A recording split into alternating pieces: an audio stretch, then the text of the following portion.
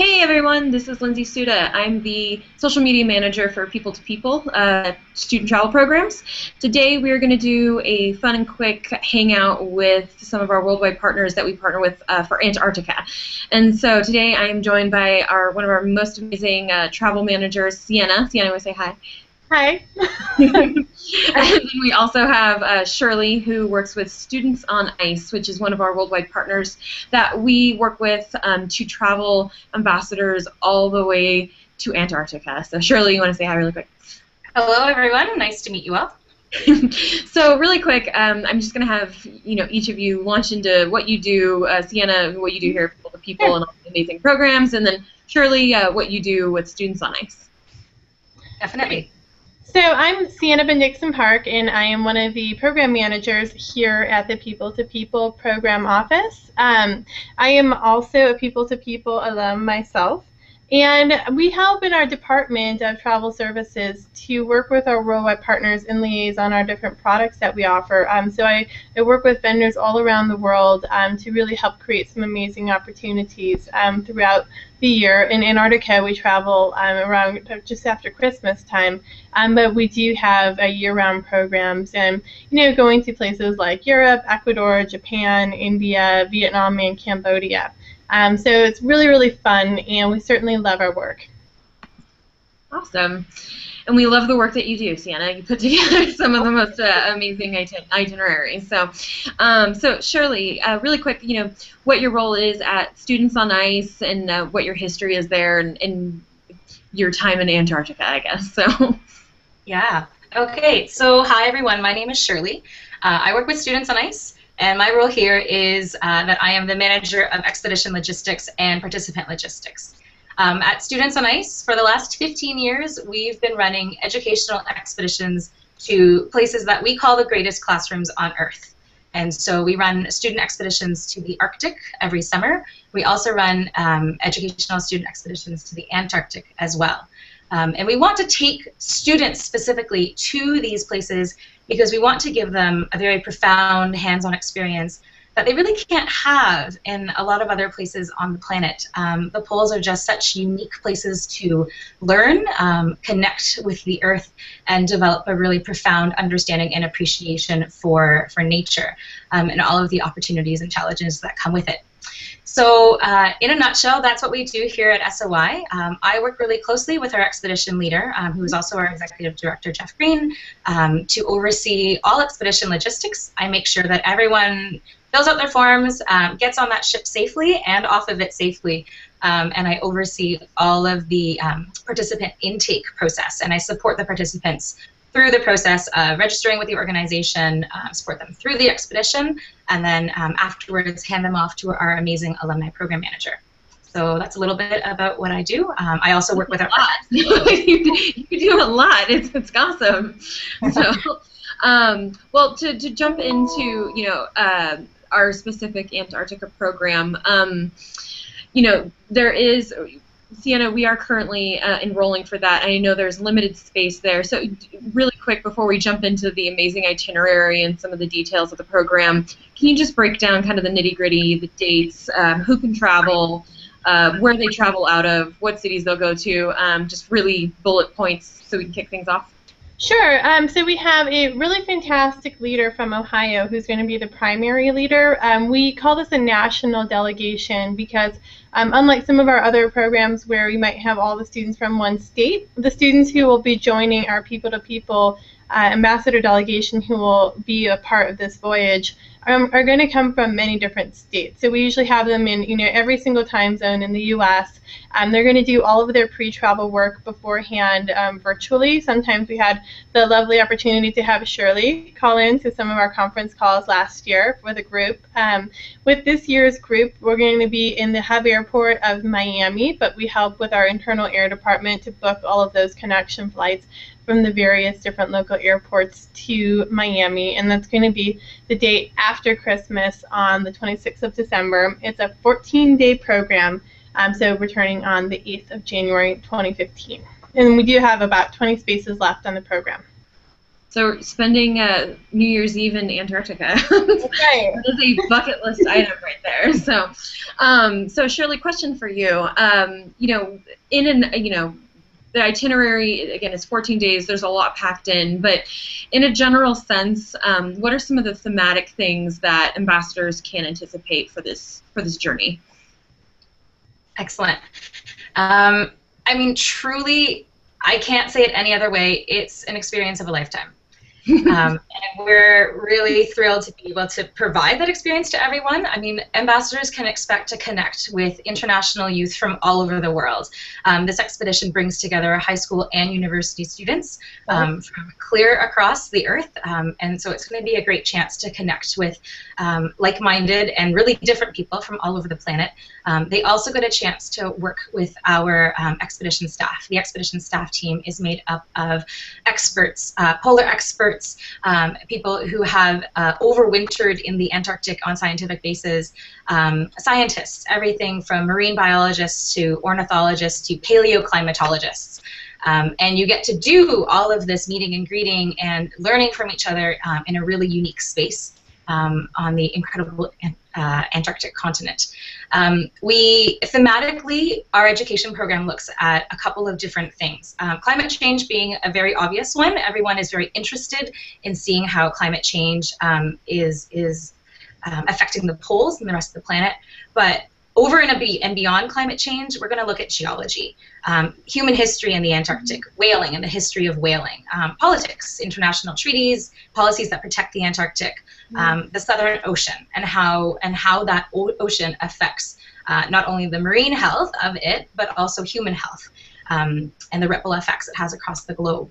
And of course, we'll do a lot of hands-on activities, so all of those themes will be covered in lectures and workshops on ship and on land, but students will get their chance to actually participate in drilling an ice core, for example, and observing a colony of penguins. So hopefully I can hit on a couple of the major themes, but we can get into more detail.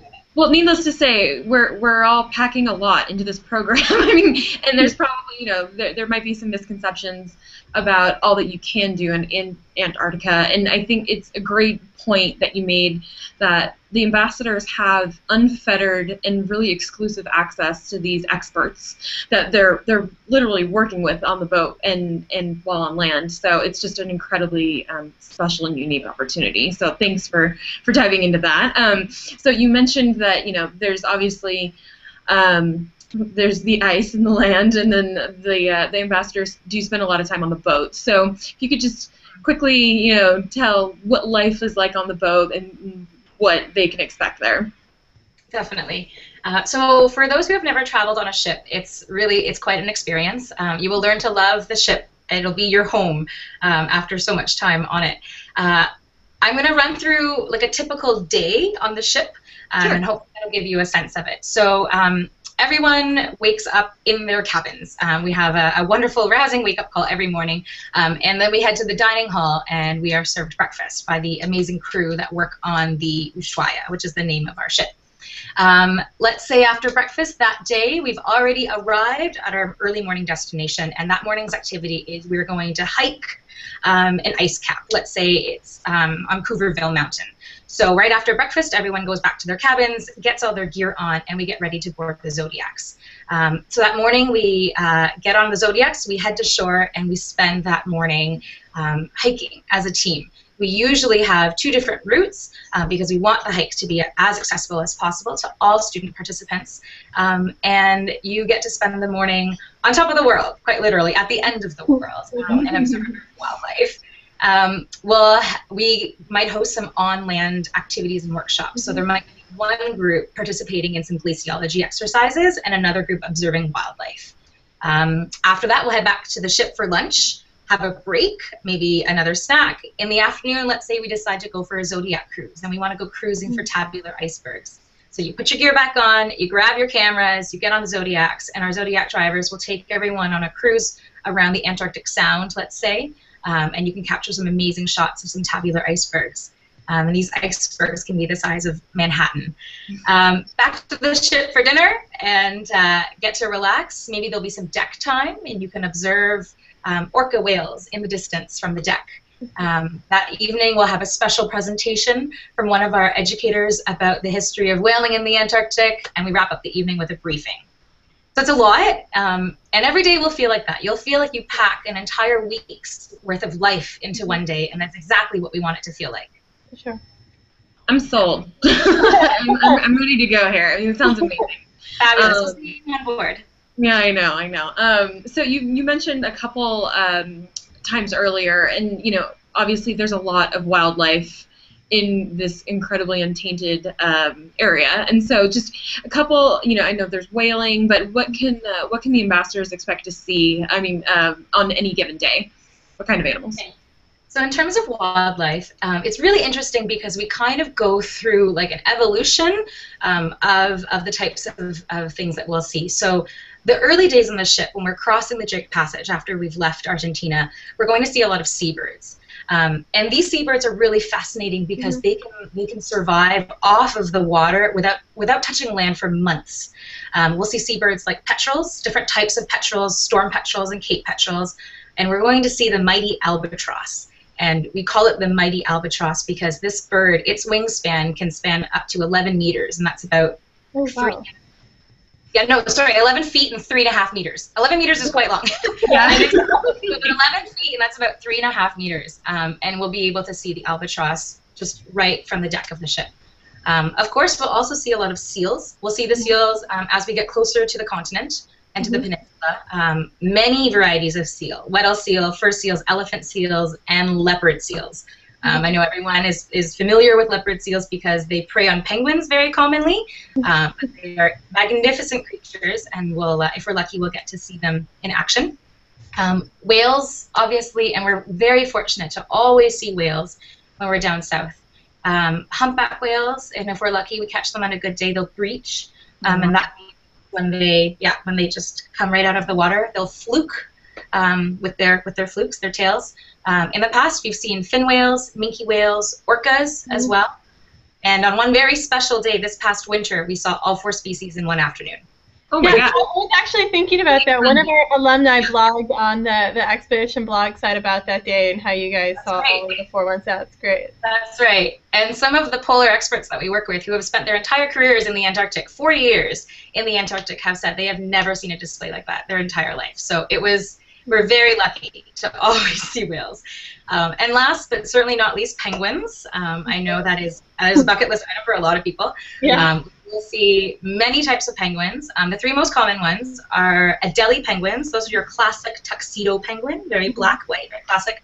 And then Gen 2 penguins, and those ones are the ones with the really bright beaks. And sometimes we'll see macaroni penguins, and those are the ones with the funky hairdos. They've got a little mohawk.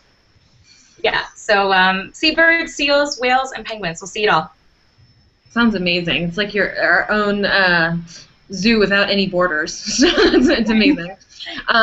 So we're going to wrap up in just a few minutes, but we did want to touch on the climate change aspect of it. I know there's been a lot of recent and newsworthy stories about how it's melting, how they did new research that it's melting quicker than they thought. So first, Sienna, I wanted to ask you, why even have this program and why you think it's important for the ambassadors, and then Shirley, any specific projects or activities that the ambassadors get to do where it's kind of a learning experience for the climate change. So, Sienna.